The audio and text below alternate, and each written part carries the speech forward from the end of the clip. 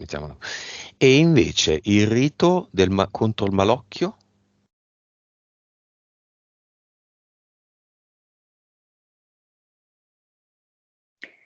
Ehm, ma allora lì è come se facendo questo rito contro il malocchio, lei si andasse ad alleare, diciamo così, con un gruppo di donne streghe, ok? Che in realtà fanno anche altre cose, non fanno solo quello. Però ogni volta che lei praticava questo particolare specifico rito, è come se si agganciasse a loro.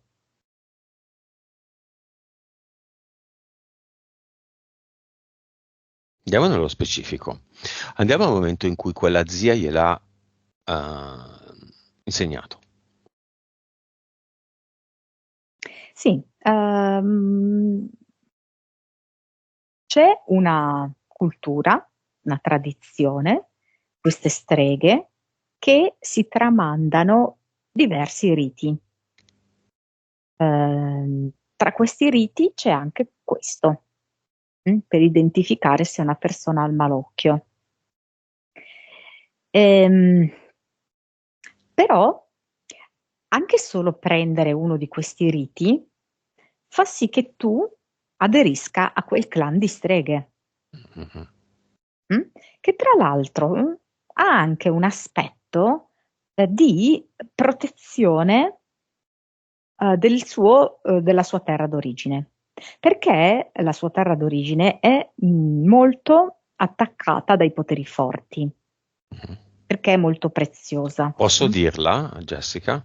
La tua terra? Ah, la Sardegna. Mm. Eia. Quindi in realtà queste streghe hanno anche un po' la funzione di nume tutelare, solo che, come tutto un po' c'è al rovescio della medaglia, se da una parte tutelano proprio il territorio a cui sono molto legate, dall'altra però hanno anche a loro volta delle forme di controllo, per cui fanno anche loro proprio dei riti di legatura, cose del genere. Ne fanno diversi. Uno di questi è quello per identificare e ripulire dal malocchio.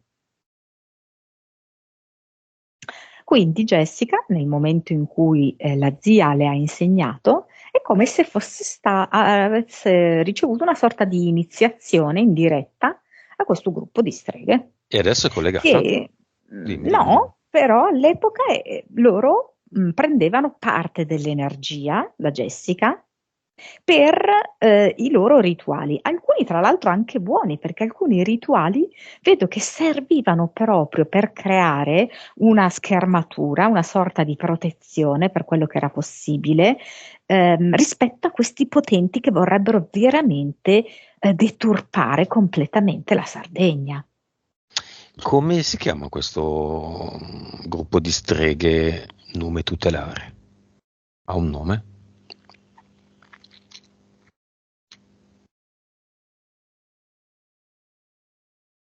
Mm. Non lo vogliono far sapere, io non lo riesco a vedere, perché mi dicono delle cose che capisco non essere vere, perché mi dicono Sulci Switch, che ovviamente capisco che non è vera, Mhm. perché non si può sapere il nome. Non si può sapere. La tradizione della Cabadora sarda, colei che zitella nel villaggio con il... Sai chi era, Monica? C'è stata una tradizione in Sardegna, ci sono anche dei libri che ne parlano, la zitella del villaggio, la vecchietta che tutti rispettavano ma temevano, veniva in qualche modo invitata con un invito non formale a praticare una sorta di eutanasia del parente malato. Quindi di notte si intrufolava in una casa magicamente lasciata aperta apposta per lei e dava o una botta con un martello di legno o soffocava o dava una pozione al malato per il quale non c'era più nessuna speranza e la mattina dopo tutti lo sapevano, ma chiaramente si dichiarava una morte naturale. Eutanasia. Era collegata a questo, è collegata a questa tradizione alle streghe del nume tutelare. Sì, perché loro per certi aspetti sono anche delle benefattrici. Mhm, Questa cosa che tu hai descritto è proprio, rientra tra queste. mhm, Alla fine questo è un rituale assolutamente volto a un buon fine, mm? mhm. Di generosità, di benessere per chi ormai sta trascinando la propria vita. Ok.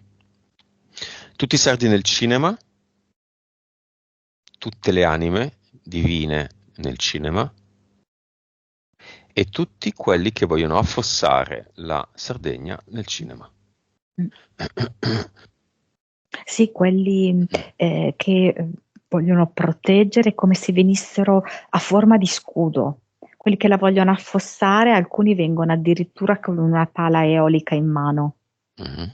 come se fosse lo scettro una pala eolica. Bene, E qualcun altro con il pannello solare.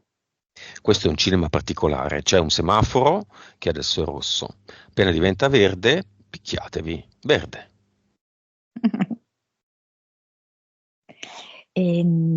La parte pro, chiamiamolo così, pro Sardegna, non vorrebbe picchiarsi, vorrebbe semplicemente far scudo e proteggere questa terra antichissima e straordinaria, magica.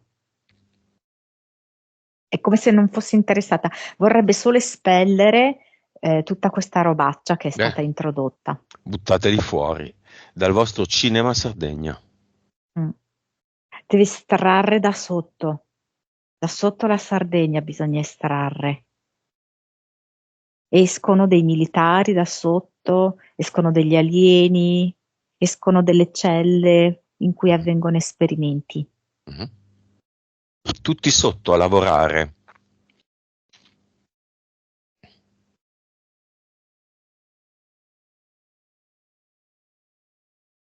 Un'espulsione lunga, dura, ma possibile.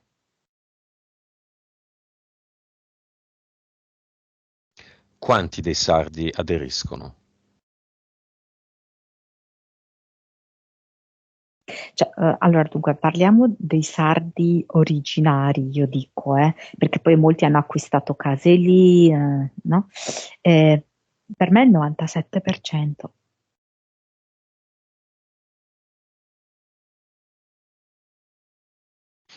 Va bene, dacci una data, Monica. Questa epurazione della terra sarda avrà un termine. Mi è venuto 2028. Vabbè,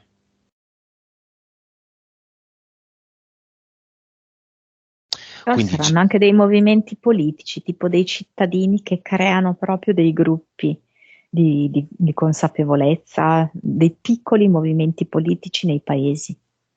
nel caso quindi di Jessica c'è una connessione ancora con questo rito contro il malocchio o di fatto lei non è mai entrata così?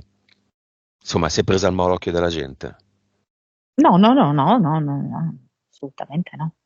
No, perché è come se lei fosse, rispetto a questo gruppo di streghe, avesse preso solamente l'attitudine, tra virgolette, generosa, ok? Però è ovvio che questo implicava a lei un dispendio di energie e una parte della propria energia veniva assorbita da questo gruppo di streghe per utilizzi loro vari. Ha Però lei perso faceva, dell'energia. sì, questo sì. Va bene.